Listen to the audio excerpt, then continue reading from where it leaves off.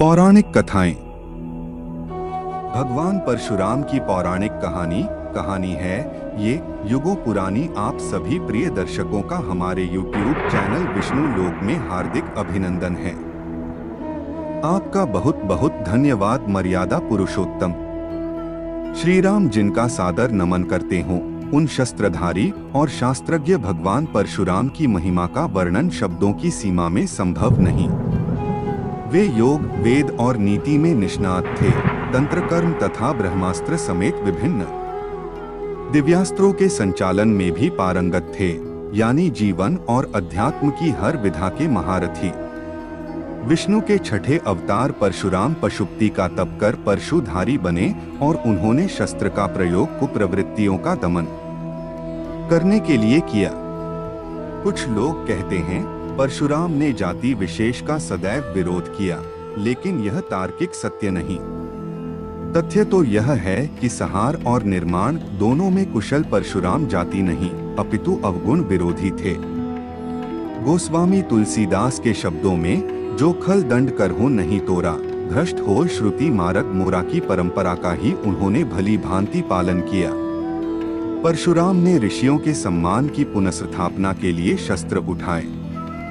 उनका उद्देश्य जाति विशेष का विनाश करना नहीं था। यदि ऐसा होता तो वे केवल है वंश को समूल नष्ट न करते। जनक, दशरथ आदि राजाओं का उन्होंने समुचित सम्मान किया। सीता स्वयंवर में श्री राम की वास्तविकता जानने के बाद प्रभु का अभिनंदन किया, तो कौरव सभा में कृष्ण का समर्थन करने में भी परशुराम ने संकोच नहीं किया। कर्ण को श्राप उन्होंने इसलिए नहीं दिया कि कुंती पुत्र किसी विशिष्ट जाति से संबंध रखते हैं, वरन असत्य वाचन करने के दंड स्वरूप कर्ण को सारी विद्या विस्मृत हो जाने का श्राप दिया था।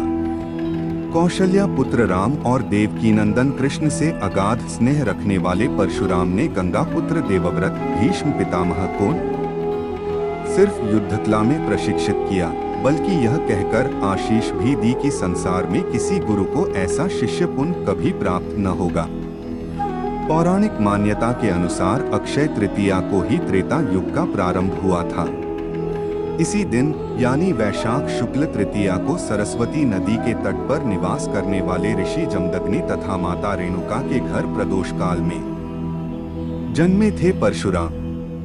परशुराम के क्रोध की चर्चा बार बार होती है, लेकिन आक्रोश के कारणों की खोज बहुत कम हुई है। परशुराम ने प्रतिकार स्वरूप वंश के कार्तवीर्य अर्जुन की वंशबेल का 21 बार विनाश किया था, क्योंकि कामधेनु गाय का हरण करने के लिए अर्जुन पुत्रों ने ऋषि जमदग्नि की हत्या कर दी थी।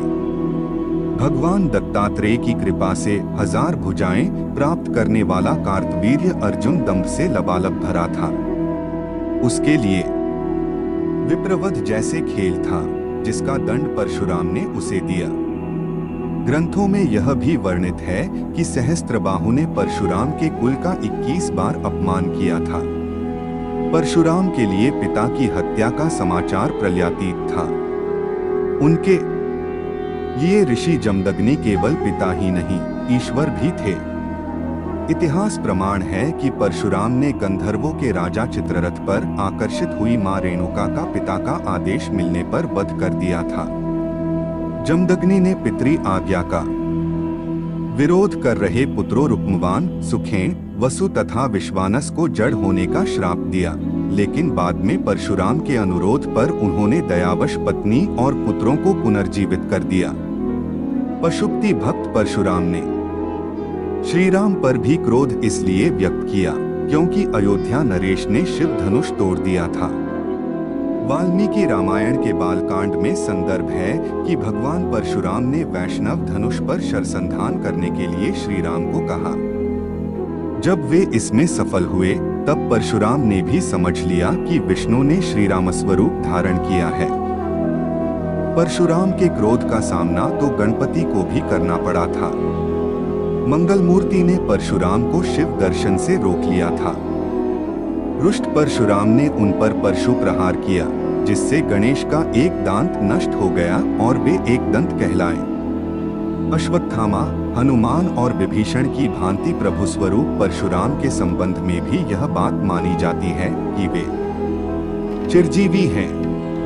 हम आशा करते हैं कि आपको आज की प्रस्तुति में जो हमने आपको पौराणिक कथाओं के बारे में जानकारी देने का प्रयास किया है वो आप सभी को अच्छा लगा होगा। आप सभी का बहुत बहुत धन्यवाद। अगर आपको यह प्रस्तुति अच्छी लगी है तो इस वीडियो को लाइक और ज्यादा से ज्यादा शेयर करें ताकि हमें और वीडियो बनाने की प्रेरणा मिले। कृपया हमारे YouTube चैनल विष्णु लोक को सब्सक्राइब करें ताकि हम पौराणिक कथाओं की जानकारी सब तक पहुंचा सके। पौराणिक कथाओं के अगले भाग में हम आपको एक नई जानकारी देने का प्रयास करेंगे।